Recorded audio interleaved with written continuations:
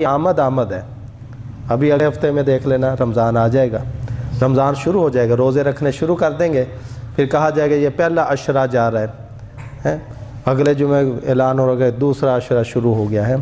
फिर सुनते थे आखिरी अशरा जो रमज़ान का क्या है, मगज़ है, सारे रमज़ान की हासिल है, वो आखिरी अशरा भी शुरू हो गया।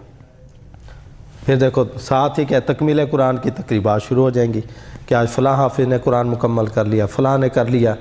फिर यह कि यहाँ कहा जाएगा शब ईद आ गई और अगले दिन ईद।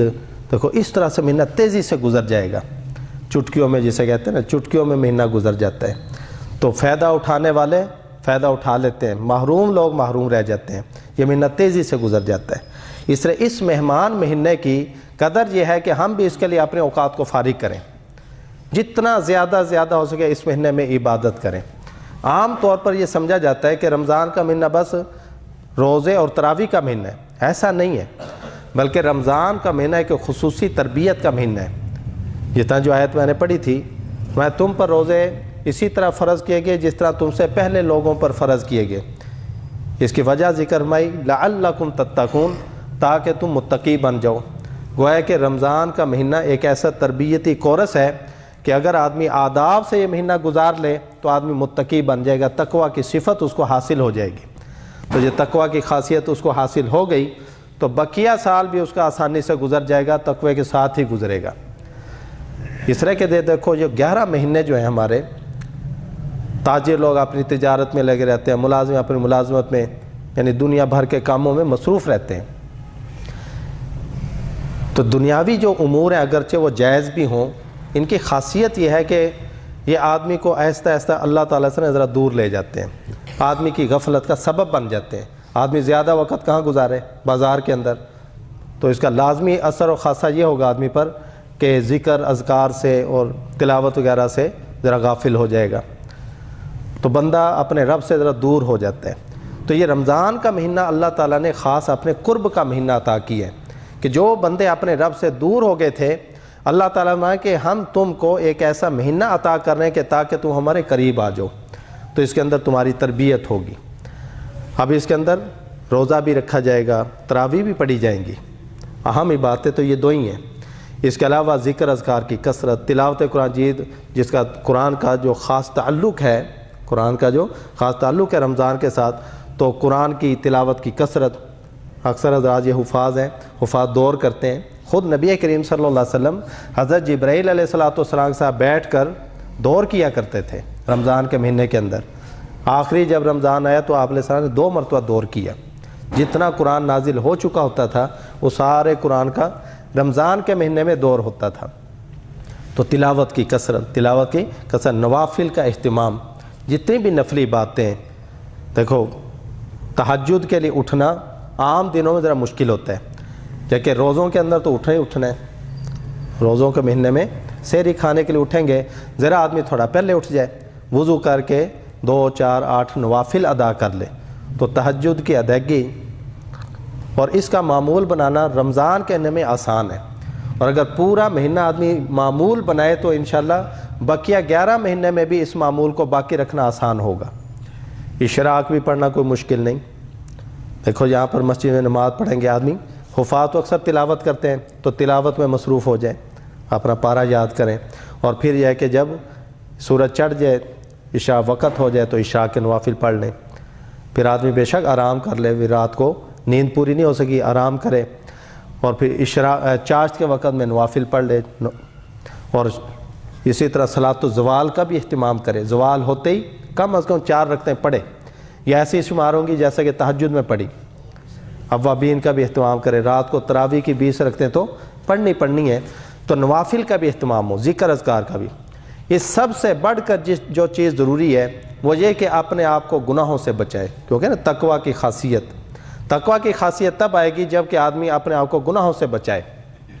वरना ये कोई अक्लमंदी नहीं कि आदमी अपनी ज़ुबान को हलाल चीज़ों के खाने से तो रोके हुए है, कि देखो खाना पीना नहीं कर रहा, रोज़ा जो रखा हुआ उसने हलाल चीज़ के खाने से तो रोक रखा है, लेकिन हराम से अपनी ज़ुबान को ना रोके।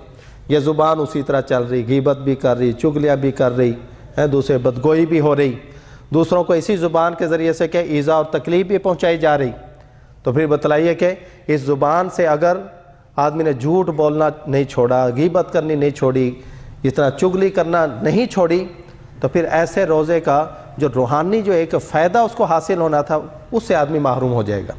فریضہ ادا ہو جائے گا اس کا، لیکن آداب کی رعایت نہ رکھنے کی وجہ سے اس روزے کی جو برکات نصیب ہونے تھی اس سے آدمی محروم ہو جائے گا۔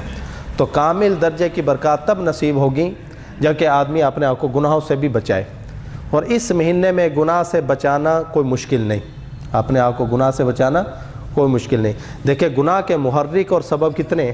دو، ایک یہ انسان کا اپنا نفس اور دوسرا شیطان، اور حدیث میں آتا ہے کہ شیاطین کو تو جکڑ دیا جاتا ہے، لو مومنین کے حق میں بے اثر ہو جاتے ہیں، لو اپنا اثر ایمان والے کے اوپر نہیں دکھا سکتے۔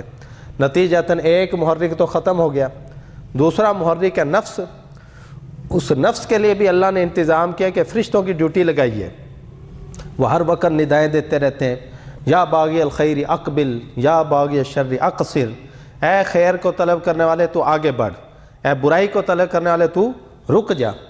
یہ فرشتے کی ندائیں ملکی ہے، یہ اسے ہم ظاہری کانوں سے نہیں سن سکتے، جس طرح فرشتوں کو ہم ظاہری آنکھوں سے نہیں دے سکتے، بلکہ یہ دل کے کانوں سے ان کی آواز سنی جاتی ہے۔ اسی کا اثر یہ ہوتا ہے کہ دیکھو ابھی بھی تو اذانیں ہو رہی ہیں، لیکن لوگوں کا رجحان مساجد کی طرف نہیں۔ رمضان کے مہینے میں بھی اذان ہوگی، لوگ جوک در جوک مسجد کے اندر آ جاتے ہیں، تو معلوم کہ کوئی اور ندا بھی اس کے ساتھ مل گئی ہے، وہ ندائے ملکی تھی، وہ فرشتے کی ندا تھی جس نے اس کے دل کے دروازے کے اوپر دستک دی اور آدمی کو کھینچ کر کہاں پر لے آئی؟ مسجد کے اندر لے آئی۔ تو گناہوں سے نفرت پیدا ہو جاتی ہے، تو پھر گناہ سے بچنا اس مہینے کے اندر کوئی مشکل نہیں۔ تو پھر آدمی کو چاہیے کہ جب اللہ تعالیٰ نے اتنا ماحول عطا کر دیا ہے، دل کے اندر خیالات پیدا کرنے کے لیے فرشتوں کی ڈیوٹیاں ہیں، شیاطین برے خیالات پیدا کر سکتے تھے، ان کو قید کر دیا گیا۔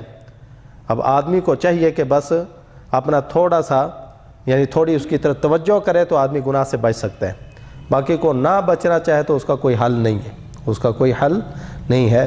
ورنہ اللہ تعالیٰ کی طرف سے ایسا انتظام کر دیا گیا کہ اس مہینے میں جو تقویٰ کی خاصیت حاصل کرنا چاہے اس کے لیے اللہ تعالیٰ نے بڑی آسانی فرمائی ہے۔ حضرت سلمان فارسی رضی اللہ تعالیٰ عنہ کی وہ حدیث میں مختصر ذکر کر دوں، مسند احمد میں یہ روایت موجود ہے۔ حضرت سلمان فارسی رضی اللہ تعالیٰ فرماتے ہیں کہ نبی کریم صلی اللہ علیہ وسلم نے شعبان کی آخری تاریخ میں ہمیں خطبہ ارشاد فرمایا، اس میں فرمایا کہ قد اذلکم شہر عظیم شہر مبارک، کہ لوگوں تمہارے اوپر ایک بڑا عظمت والا مہینہ، بڑی برکت والا مہینہ سایہ کرنے والا ہے، یعنی رمضان کا مہینہ تمہارے اوپر آنے والا ہے۔